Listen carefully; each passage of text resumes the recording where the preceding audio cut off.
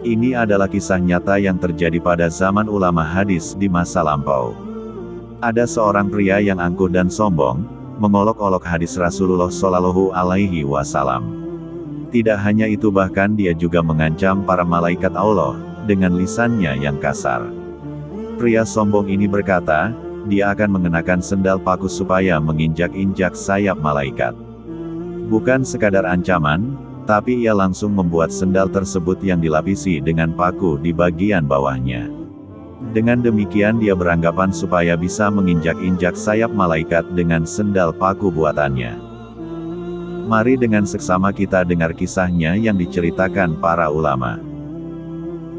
Ada sebuah hadis sahih yang diriwayatkan oleh Abu Daud dari Abu Darda radhiyallahu anhu, bahwa Rasulullah Shallallahu Alaihi Wasallam bersabda, barang siapa menempuh jalan untuk menuntut ilmu, maka Allah akan mempermudah jalannya menuju ke surga. Sesungguhnya malaikat menghamparkan sayap-sayapnya bagi para penuntut ilmu. Hadis ini sahih, dan sangat masyhur di kalangan para penuntut ilmu, terutama para ulama hadis. Dan hadis ini benar datangnya dari Rasulullah Shallallahu Alaihi Wasallam. Dari hadis inilah kisah ini bermula. Lelaki itu mengolok-olok hadis ini. Maka yang terjadi padanya setelah itu adalah hal yang mengerikan. Ahmad bin Syuaib mengisahkan, sewaktu mereka bersama para ahli hadis di negeri Basrah, kemudian ada seorang ahli hadis yang membacakan hadis Nabi Shallallahu Alaihi Wasallam yang berbunyi, sesungguhnya para malaikat menghamparkan sayap-sayapnya bagi para penuntut ilmu. Setelah hadis itu disampaikan, terlihat seorang lelaki dengan lantang dia mengolok-ngolok hadis tersebut. Lelaki sombong itu mengatakan, demi Allah, besok aku akan menancapkan beberapa paku di sandalku, lalu dengan itu aku akan injak-injak sayapnya para malaikat. Dia benar-benar melakukan apa yang diucapkannya itu. Lelaki itu pulang ke rumahnya dan menyiapkan sandal dari paku, lalu ia berjalan dengan memakai kedua sandal paku tersebut. Dia terus mengolok-olok hadis dan para malaikat ketika berada di rumahnya. Terdengar suara dari salah satu rumah. Lelaki itu berkata, angkatlah kaki kalian dari sayapnya para malaikat, jangan sampai kalian merusak sayap mereka. Lelaki itu berkata tersebut dengan maksud mengolok-olok. Hal ini sebagaimana juga dikisahkan oleh Imam At-Tabrani yang mendengar cerita dari Abu Yahya Zakaria bin Yahya Al-Saji. Abu Yahya Zakaria bercerita, pada suatu hari kami sedang berjalan di lorong-lorong sempit kota Basrah menuju ke sebuah pintu milik salah seorang ahli hadis. Aku mempercepat langkahku, ketika itu ada seorang yang mengatakan, angkatlah kaki kalian dari sayapnya para malaikat, jangan sampai kalian merusak sayap mereka.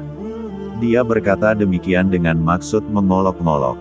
Akhirnya, tidak lama setelah ia berkata demikian, tiba-tiba saja kedua kakinya membeku, ia pun tersungkur ke tanah. Kedua kakinya digerogoti penyakit kusta, suatu penyakit yang mengerikan. Wahai sahabat, inilah kisah orang-orang zalim. Mereka sombong di muka bumi dengan menolak kebenaran serta mengolok-olok. Sesungguhnya orang-orang seperti ini tidak akan selamat. Allah akan menyegerakan malapetaka di hadapan mereka, atau menangguhkannya hingga sampai di akhirat. Sahabat, Allah Subhanahu wa Ta'ala mengancam siapa saja dari hambanya yang mengolok-olok ayat-ayatnya, Rasulnya dan para malaikatnya, dengan ancaman kekafiran. Kita dilarang bercanda atau bersenda gurau dengannya. Berikut ancaman tersebut terdapat di dalam Al-Quran Surat At-Taubah ayat 65-66. Allah berfirman, dan jika kamu tanyakan kepada mereka, niscaya mereka akan menjawab, sesungguhnya kami hanya bersenda gurau dan bermain-main saja. Katakanlah, mengapa kepada Allah, dan ayat-ayatnya serta Rasul-Nya kamu selalu berolok-olok? Di zaman Rasulullah, orang-orang munafik mengolok-olok Rasulullah dan para sahabatnya, maka turunlah ayat tadi. Setelah turun ayat tersebut, mereka yang mengolok-olok kemudian meminta maaf kepada Rasulullah dan para sahabat, sambil mengatakan bahwa mereka hanya bercanda atau bersenda gurau saja. Tapi kemudian Allah kembali menurunkan Al-Quran Surat At-Taubah ayat 66 yang berbunyi, tidak perlu kamu meminta maaf, karena kamu telah kafir setelah beriman. Jika kami memaafkan sebagian dari kamu karena telah tobat, niscaya kami akan mengazab golongan yang lain karena sesungguhnya mereka adalah orang-orang yang selalu berbuat dosa. Mari kita tutup kisah ini dengan bersalawat kepada Rasulullah Shallallahu Alaihi Wasallam. Karena sesungguhnya, Allah dan para malaikat bersalawat kepada Rasulullah. Allahumma salli ala Muhammad wa ala ali Muhammad.